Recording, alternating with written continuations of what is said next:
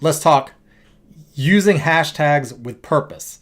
Now, on Twitter, when you share a message and include pound, pound, whatever the phrase is, that becomes a hashtag. If you click on that, it pulls up all tweets related to that.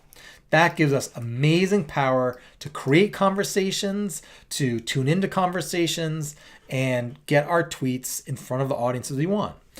So sometimes people joke around about, they're talking and they're like saying something and they're like, oh yeah, hashtag blah, blah, blah, and they make up some hashtag to be funny. Well, if you're just using random hashtags, there's no power in that unless it's a hashtag people are actually using. So we want to be really intentional about the hashtags we're using. So in our handout, we've got 4 specific ways to use hashtags. I want you to think about your city and town. What's the hashtag for that? Service themes, larger conversations you might join, and specific events. So let's get specific about that. For your city, again, say I'm in Boston.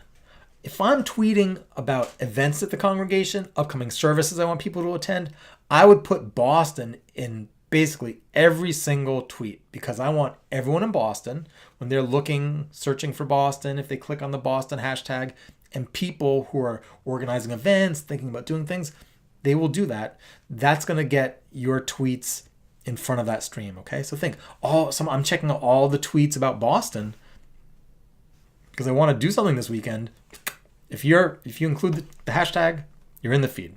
Okay, that doesn't mean people are following you. It just means that one tweet that's tagged Boston appears in their feed. Next, service themes. Now, you got to think about what you're tweeting about. If you're tweeting about an upcoming service, or maybe you're doing social justice work, what are the conversations that you want that tweet to be part of, or the stream of tweets? Suppose you're talking about immigration justice. If you want that tweet to be seen by lots of people just nationally, not so much locally, but just everywhere, if you include the hashtag immigration or immigration reform, that's going to get that tweet in front of all of these people who are following that immigration subject and exploring those tweets. That might be really good. Put a couple of immigration-related hashtags in when you share a podcast or a video, and that'll bring your message out there further. If you want people, say, to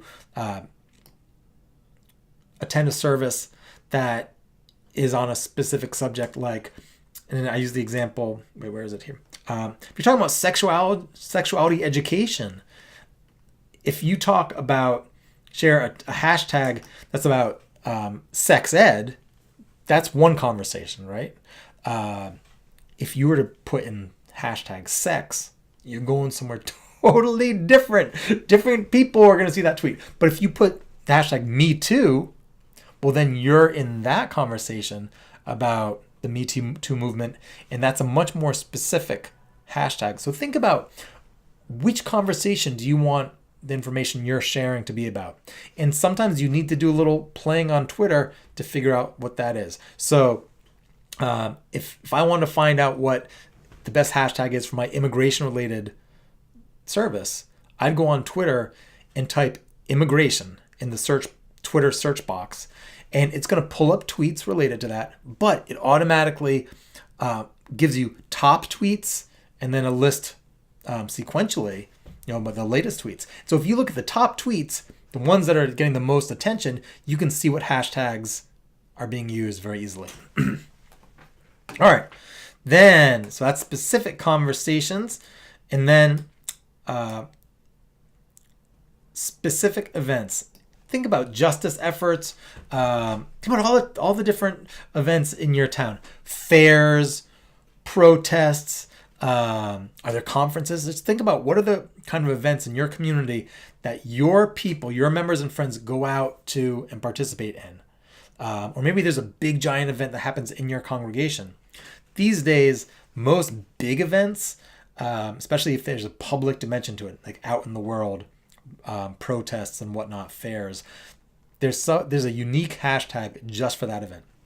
So it's important to know that if you're going to be trying to put information out, say you're doing something at a community fair that you're going to be part of, you want to make sure that you share the hashtag just for that event. I mean, that's not just for that, but you say hashtag for your city, Boston or Duxbury, whatever it is.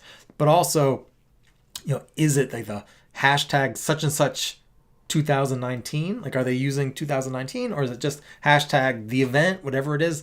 You want to know that. So just know that specific events tend to have very specific hashtags, sometimes with the year, sometimes not. And you need to know what that is if you want what you're doing and your participation to come up in that series of tweets. Which gets us to